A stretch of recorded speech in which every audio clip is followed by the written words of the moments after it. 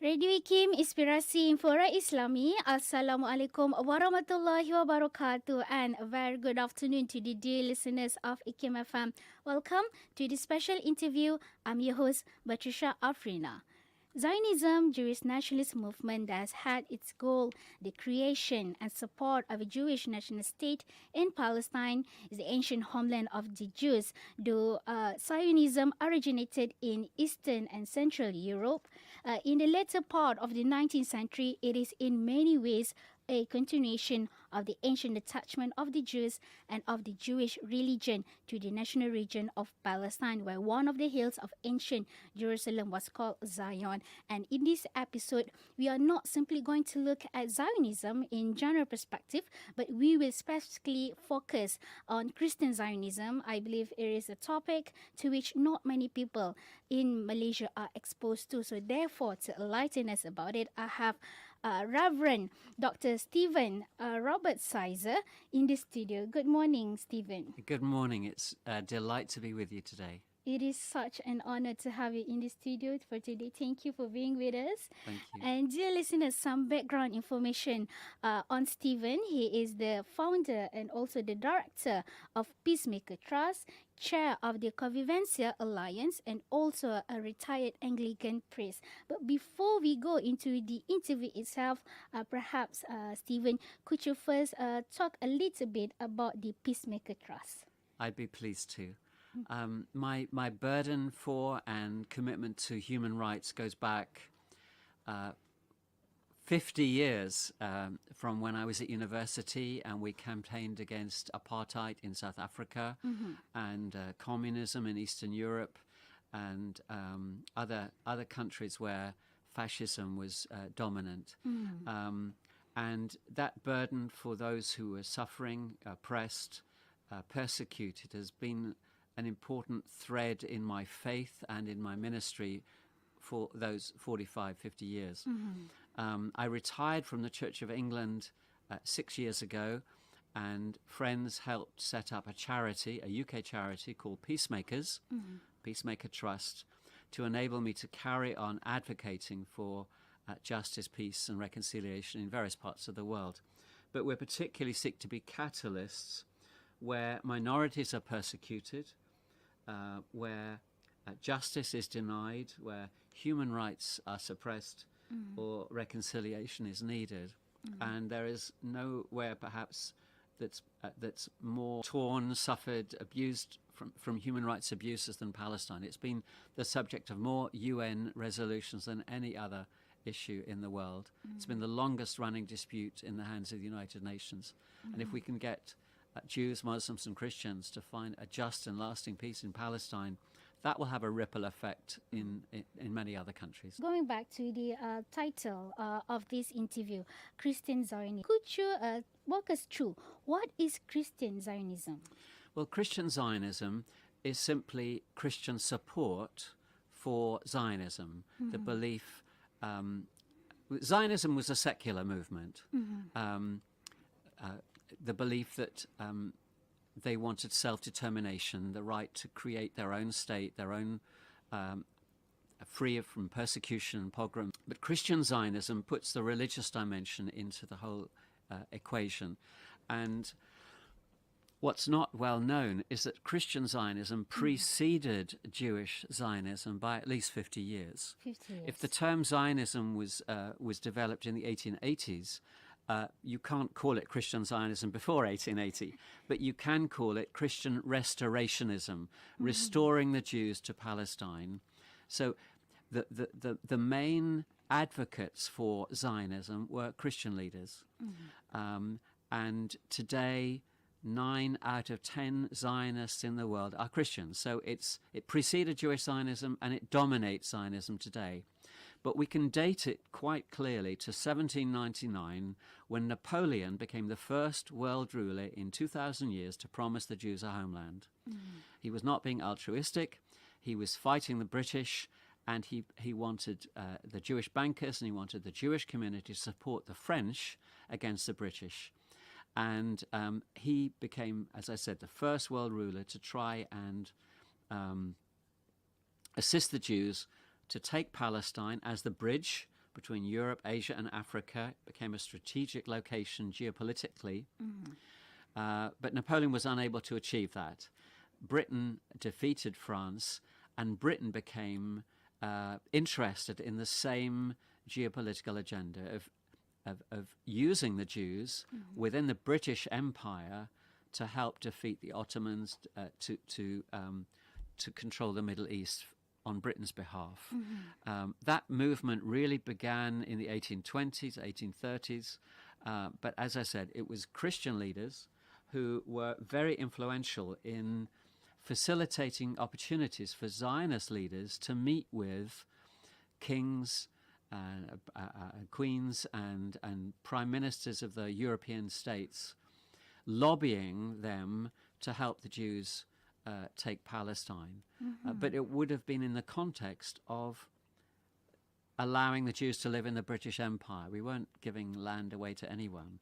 We were still building our empire. So what the Jews were looking for was not necessarily what the British were willing to give them. And as you may know, the Balfour Declaration, which was Britain's promise to the Jews, was a three-way promise. We promised the Jews a homeland, we promised to protect the rights of the Muslims and the Arabs, but we'd already promised the French we were going to keep it to ourselves. The secret Sykes-Picot Agreement of 1915. So we promised it three ways. And as you know, if you promise something to three different groups of people, you can't please them all. And during the 20th century, both the Zionist movement and the Arab nationalists realized that Britain was being duplicitous, that we were not going to fulfill the promises we'd made. So both attacked Britain. Britain developed the partition plan as our exit strategy out of Palestine, leaving it to the Zionists and the Arabs to fight each other over the land. So it was a very cynical a plan. And we're living with the consequences of that partition plan today. Up until now. And just now you mentioned about, so the prominent figures in the movement is actually the Christian leaders itself. So why do Christians has become the pro-supporters of Israel? Well, it has a lot to do with geopolitics. And in the 19th century and early 20th century, the dominant world powers were Britain, France, Germany, Russia, America. But the dominant ones were Britain and France. Having defeated Germany in the First World War, again, the Balfour Declaration was published to preempt a German promise. The Germans were after the Zionists to help the Germans beat the British, but Britain got in first. But as Britain's control, as you know, here in Malaysia and other countries declined with the rise of nationalism all over the world that wanted to be liberated from the British Empire or the French Empire or whatever, the US took over that dominant role. And as we're going to explore later in this conversation, the theology of Christian Zionism permeated quite significantly in the United States and helped shape US foreign policy vis-a-vis the Middle East. If we remember with the Russian Revolution, 1918, and the rise of communism, the presence of a Western supporting nation in the Middle East was strategic. To have American Jews and European Jews living in Israel was seen as a vital way of pushing back the communist influence that was influencing the Arab world, not just Eastern Europe and other countries. So America became the main champion of Zionism, partly out of self-interest, helping to limit the extent of communism. And as communism declined, the rise of Islamism and the we factor in oil and the presence of oil in the Gulf and in Syria and other parts of the Middle East, again, it becomes a strategic factor maintaining a pro-Western presence in Palestine in the shape of the State of Israel. In your opinion, what is their influence their influence in the current Israel's aggression towards Gaza? The attitude of Christian Zionists toward what's happening in Gaza is based on their worldview of what they believe God is doing in Israel today. And so if we take a step back and think about what they actually believe, then we can put Gaza in that context. Typically, Christian Zionists hold to 7 basic tenets of belief, and not necessarily all in the same extent, but they're all there. The fundamental one is it goes right back to the story of Abraham in the book of Genesis, where God made a promise to Abraham, I will make your descendants as numerous as the stars in the sky and the sand on the seashore, and through your seed all nations on earth will be blessed. And promises like that have been manipulated to suggest that when God mentions seed, he means Israel, the seed meaning the children of Abraham. And so the core belief within Christian Zionism is that the Jews are God's chosen people, separate from everyone else, including Christians. Put them on a pedestal, that the Jews are God's chosen people, and then that moves on to the land, the belief that the Jews are being returned to their land, the land that God gave to the Jews exclusively from the river of Egypt, probably the Nile, or at least the brook in Gaza, through to the Euphrates, which is most of the Middle East. Yes. So they are the chosen people. They get the promised land. Jerusalem is their exclusive capital. The temple must be rebuilt before Jesus can return. There'll be a war of Armageddon, a conflict between Christians and Jews on one side, with God on their side, and Muslims and other faiths on the other side. These are the basic tenets of Christian Zionism. So when we come to what's happened in Gaza, it's merely an extent of that. It dehumanizes the Palestinians. They are equated with the Philistines, the Amalekites. It's why Netanyahu quoted the Bible in relation to Gaza, because he's appealing to his Christian Zionist lobby to support him in what he's about to do.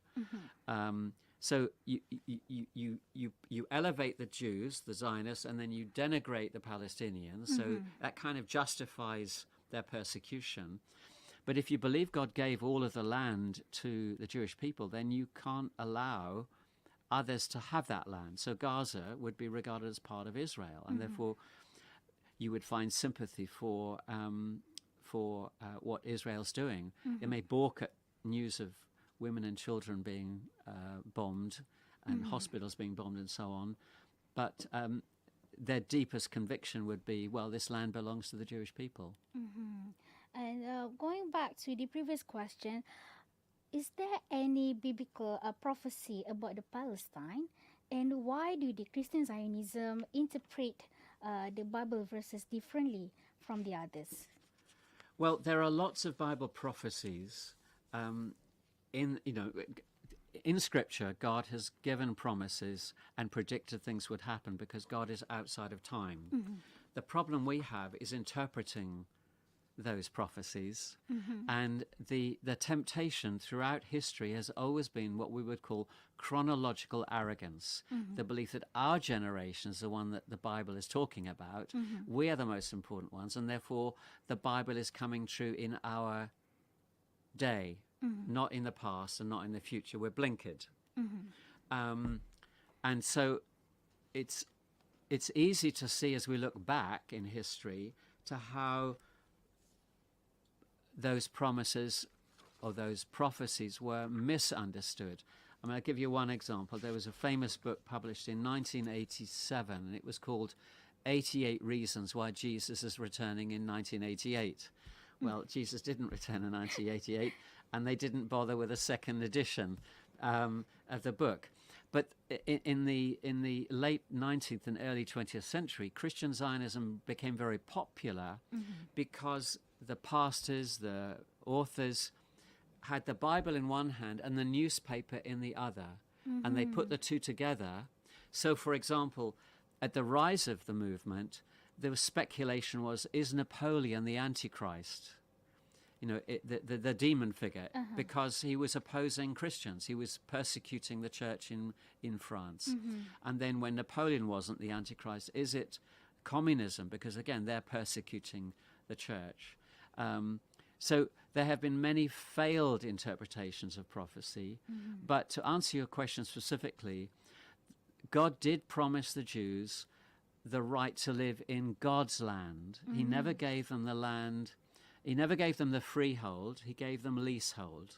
Freehold is when you pay for a piece of land and it's yours, and then you build a house on it.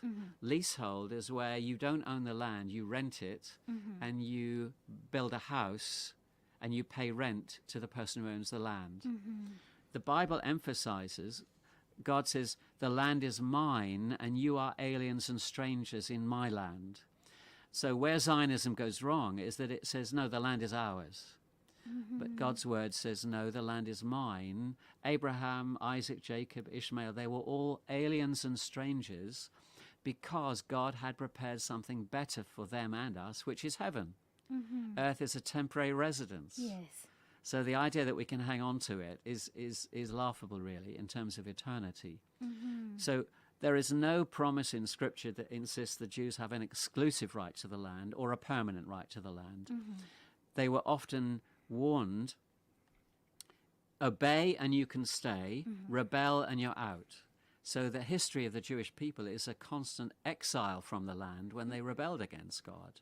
When they came back, they were told to share it, to share the inheritance with the foreigners living among you. So the emphasis of the Hebrew Scriptures particularly is that the land was to be shared by all people of faith. And going to the seventh question, we would like to touch a bit on the Christianity, the relationship between Christianity and also Judaism. So does Christian rely on Judaism, and do they have any relationship between? Yes, there is. The relationship is chronological. The foundation of the Christian faith is the Jewish faith. In the same way, to some extent, the Muslim faith historically draws upon the history of God's people, beginning with Genesis. The pivotal or key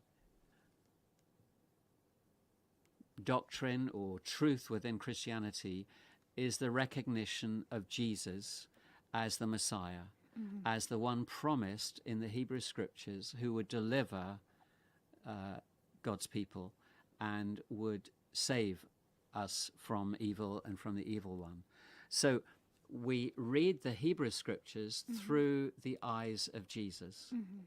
And therefore you take a lump of cheese and use a cheese grater. Yes. It's still cheese, but it comes out differently. Yes. So the way that a Jewish rabbi would interpret the Hebrew Scriptures is not the same way a Christian theologian would, because we read it through the teachings of Jesus, through the Gospels and the interpretation in the epistles. So there is a continuity chronologically, but the emphasis is that we see Jesus in the Hebrew Scriptures. For example, when Abraham offered Isaac, the way that Jews understand it, we see the request to sacrifice Isaac as a picture of God sacrificing his son in Jesus. The book of Isaiah talks about the suffering servant. Again, we see that person as Jesus. The ransom sacrifice, the Passover lamb, the kinsman redeemer. These are all images that God put into the Hebrew Scriptures to show how he was going to rescue us from evil. And we believe he achieved that through Jesus. So there's a continuity rather than a discontinuity. Now, Zionists like to claim the promises of the Hebrew Scriptures and don't like the way that they're interpreted in the New Testament. So they look to they say that, you're committed to a replacement theology, the idea that the church has replaced Israel. Now that's not Orthodox Christianity. The church and Israel is one people, one continuity. We had the Old Testament saints, New Testament saints. Okay, there's a continuity. Jesus has fulfilled the role of Israel, but that's different. So many of the statements Jesus made, I am the vine, you are the branches. I am the light of the world. Those were images which God used in the Hebrew scriptures to describe Israel. Israel was meant to be the light to the Gentiles, to reveal God to the world. They failed. Jesus says, I am the light of the world. Isaiah talks about Israel as God's vine. So when Jesus says, I am the vine and you are the branches, he's saying, you as a branch depend on me, not the other way around. Do you see? Okay. So Jesus is central to our reading of the Hebrew and Christian scriptures. And going back into this conversation, where does the Christian Zionists stand on this two-state solution, and could it threaten the Bible's prophecy? Christian Zionists don't subscribe to the two-state whatsoever, any more than a one democratic state.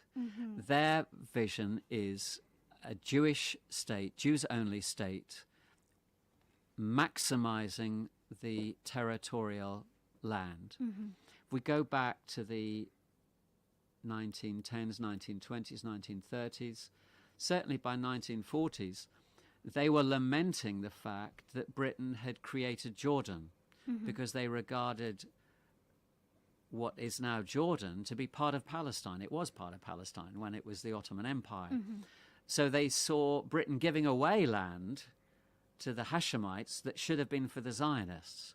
So any idea that peace can be achieved through negotiating borders, territory, is anathema to Christian Zionists, because they believe God gave all the land to the Jews, and therefore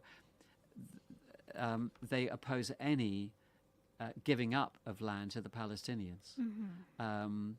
But their theology is based on misquoting the Bible, misunderstanding the scriptures, and showing no compassion or concern for the people who were living on the land before Zionism was imposed upon them.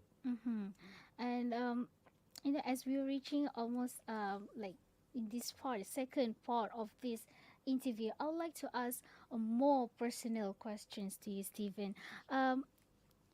So just now we talk about the support to the Christian Zionists. I would like to ask you, what encourages you to be vocal against Christian Zionists?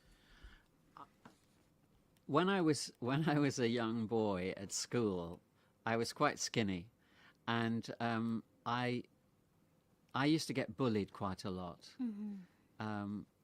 It's embarrassing, but I used to get bullied. I was thrown in the nettles. Nettles are stinging plants, and I'd be beaten up. And when you were attacked like that as a child, it's you develop certain inner strengths. But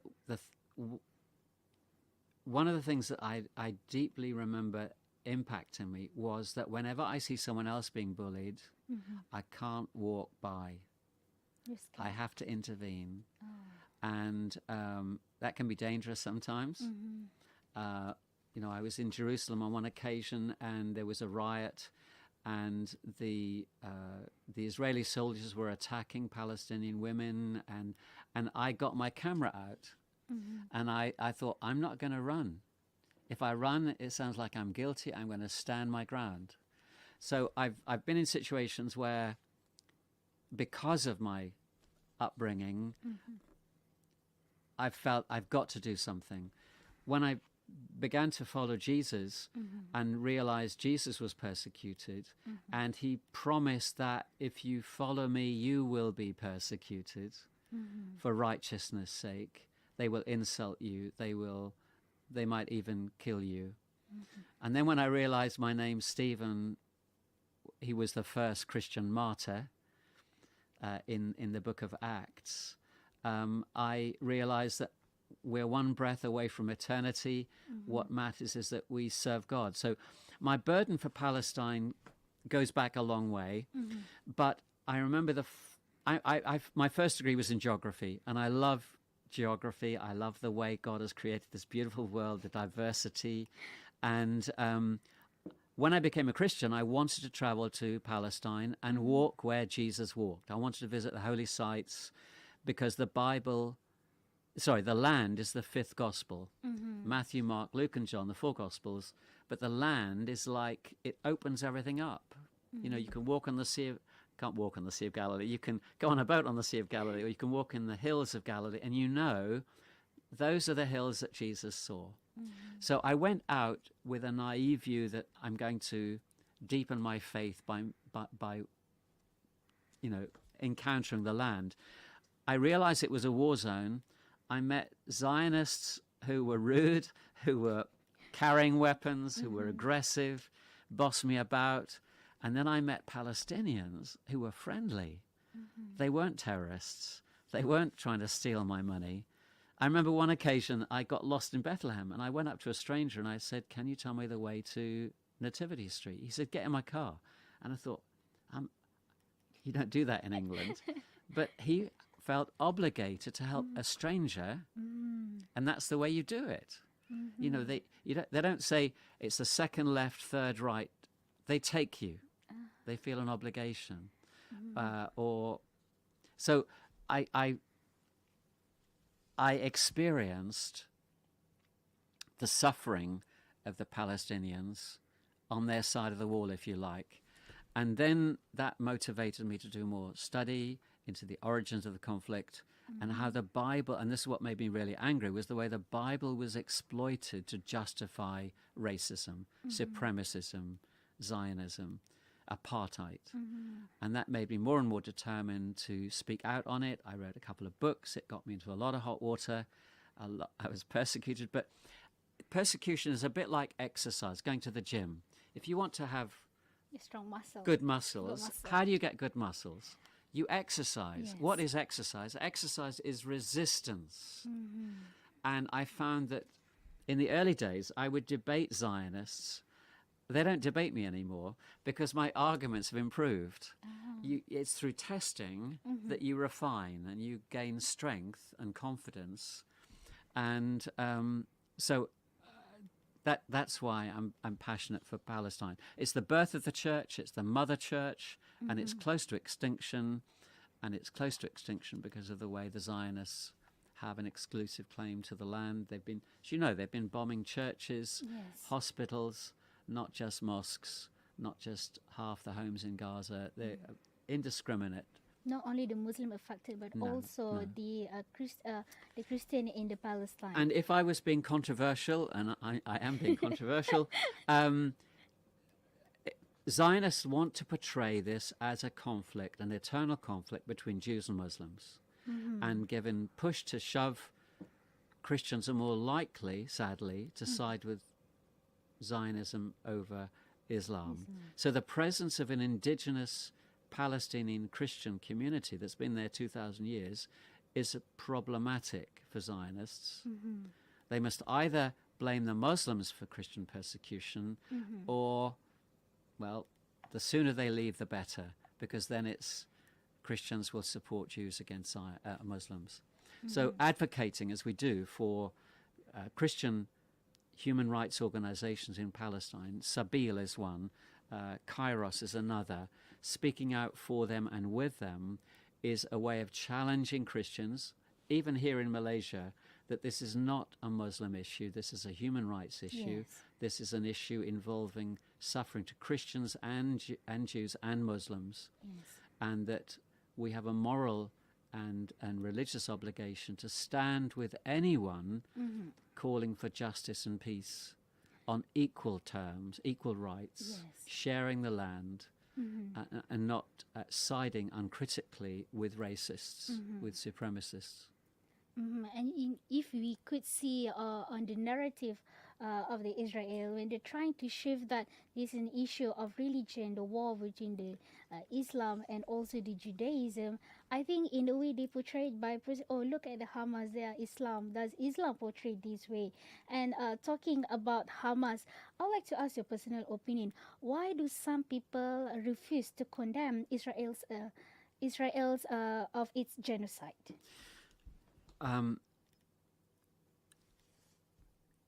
In answer, you've asked several questions there, but sorry. It's okay.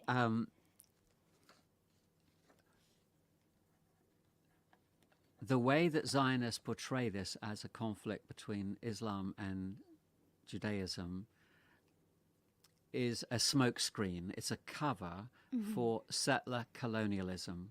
They're using religion as an excuse to steal land. It's basically theft. They're stealing land. They're using violence to threaten and to force people off their land, and they're using religion. That's blasphemy in my book. Now, in terms of why Christians particularly won't condemn what Israel's doing in Gaza, sadly, the church, particularly in the West, is still saddled with guilt and fear. They are terrible burdens to have on one's shoulders. Guilt for the past, fear of the future. Jesus said, don't worry about tomorrow. God provides for the birds, to the grass which flourishes in the morning and is gone by the evening. How much more does he care for you? So trust him today and not worry about tomorrow. But Christians in Europe particularly have guilt for the Holocaust, for the way Jews were treated in Christian countries. In Britain, for centuries, they were persecuted. And Zionists have exploited that.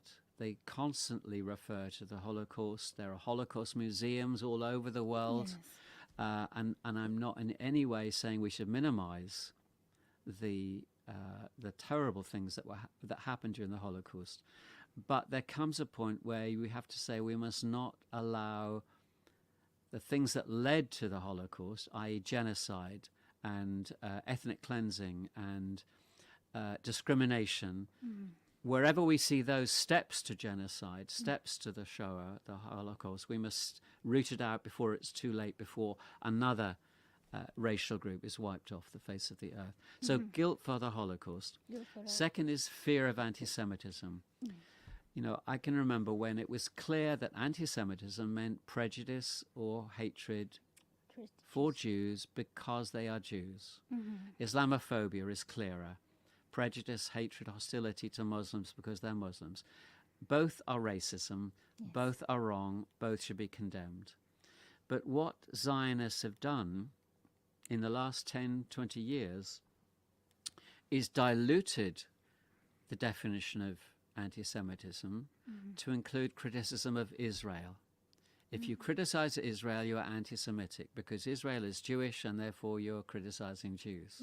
You see the sleight of hand. We've moved from one thing to another, and before you know it, you're suppressing free speech because I can't criticize Israel because I'll be accused of being anti-Semitic. The first time you're accused of being anti-Semitic, it's terrible. It's like you feel it's on your forehead, it's been tattooed, everyone, you're a racist. But when you know it's not true, when many of your strongest supporters are Jews, when you live with them and work with them in solidarity for Palestinian human rights, I constantly say to my Jewish friends, look, is there anything I've ever said that you would be uncomfortable with, that you think is anti-Semitic? Tell me, because I want to repudiate it. And they say, no, keep going, keep going. So those are the two things. I think Christians are afraid of being accused of anti-Semitism or fear for the Holocaust. We wrote to 110 Anglican bishops in the last few weeks and asked them whether they regard Israel as an apartheid state, because the Anglican Church in South Africa has declared Israel to be an apartheid state. Human Rights Watch, B'Tselem, Amnesty International have all declared Israel to be an apartheid state. And we simply asked 110 bishops in a personal letter, do you agree? Yes or no? And if not, why? We had 9 responses, even after a reminder.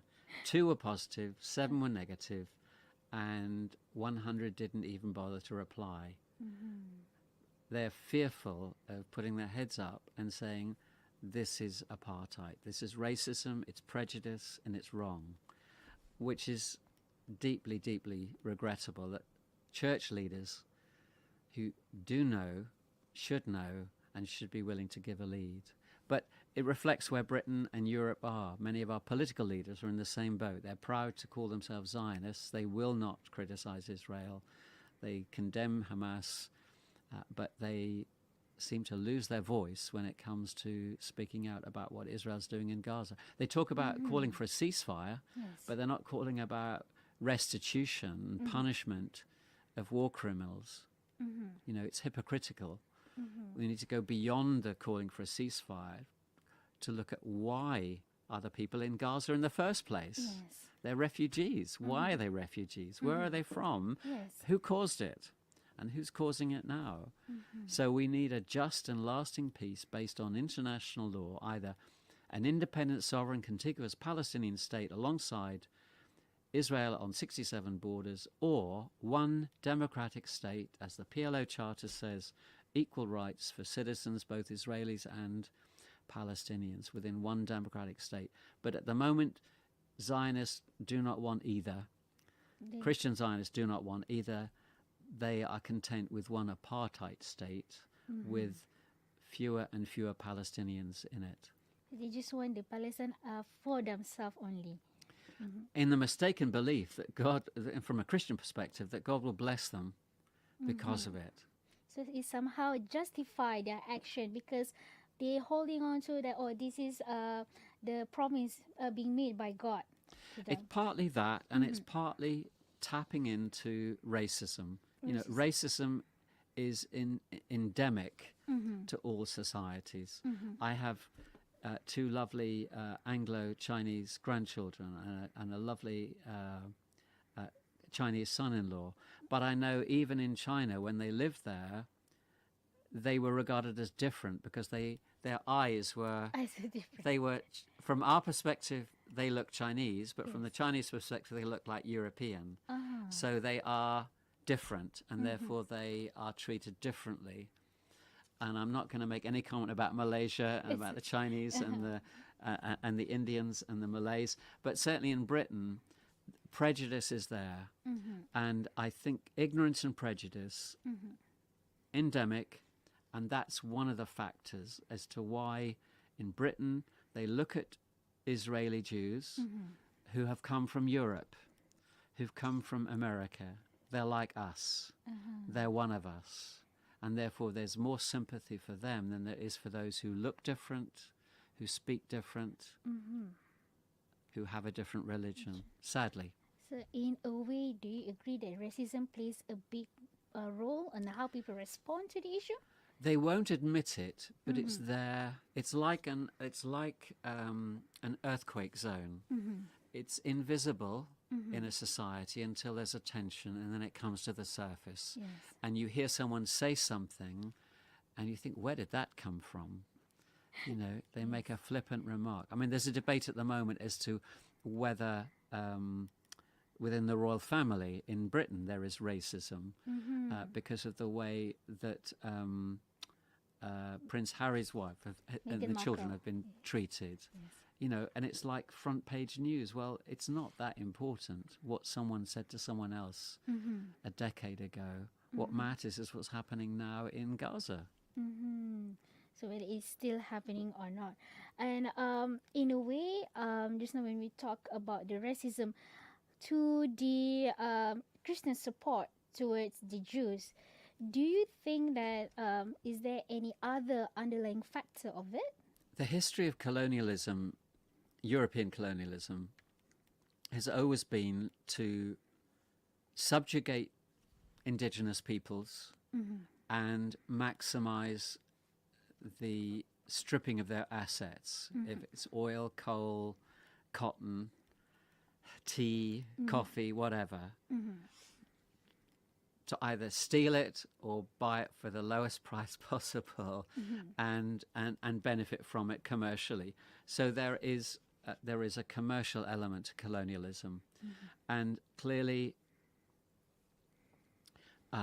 Israel has developed modern high-tech industry, security industries, weapons industries, and likes to advertise the fact that its weapons are field tested in Gaza. it's crude, but that's how they do it. They sell products that we want, and we want to sell products to them. So there is Economic factors. there's an economic factor, but there's also a strategic intelligence factor. And one has to acknowledge that the Zionist lobby is very strong in America and in Europe. It's very hard to find a politician, certainly in Britain, who will speak out critically of Israel. Similarly, in the States, there's virtually unanimous support for Israel within Congress and the Senate. So that kind of one-sided support for one country against other countries is unhealthy and is a dangerous foreign policy. It's been heartening to see that as a consequence of the failure of the Abrahamic Accords, Saudi Arabia and Iran have been talking to each other. Countries that are next to each other that have been cast as enemies, one Shia, one Sunni, based on the dividing line between you're either with Moscow or the US, actually realizing we need to sort out some of these issues between ourselves. I see that as a healthy development. And as we are reaching the end of this interview, Stephen, where do you predict the future effort to bring peace to Palestine? How can we unite to support the Palestinians without considering our backgrounds? Someone said the definition of a pessimist is an optimist with information. An optimist with information becomes a pessimist, because the more information you have, the more pessimistic you become. So at one level, I fear there is worse to come. We've seen terrible, terrible things in North Gaza. We are, as we speak, in a time of ceasefire, but we're still dealing with days. And it seems the clear intent, Israeli intent, is to begin bombing southern Gaza. And it's anticipated that they will not allow Palestinians back into northern Gaza. The plan seems to be to expel as many Palestinians as possible into Egypt to become refugees. It's part of the continuing Nakba. We see it in the West Bank, intimidating villages, intimidating farmers, forcing them off their land because they want an exclusive claim to the land. So I'm pessimistic at that level. We have a number of other regional actors on the wings. We have Hezbollah having made promises that it won't allow Hamas to be defeated. At what point will they intervene, and to what extent?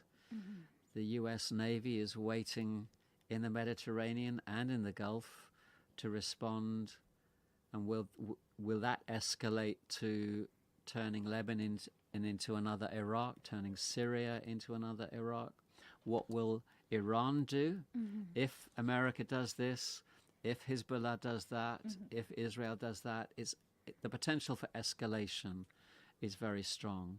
So I'm praying that God will intervene and bring justice without more deaths and bloodshed.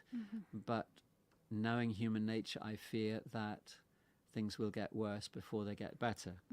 Having said that, from a theological point of view, from a faith point of view, I make two more comments. Quite often people give me a book and they say, I've read this book, you must read it. My wife sometimes does it. I'll tell you what I do. I read the last page. And if I like the last page, I might read the book.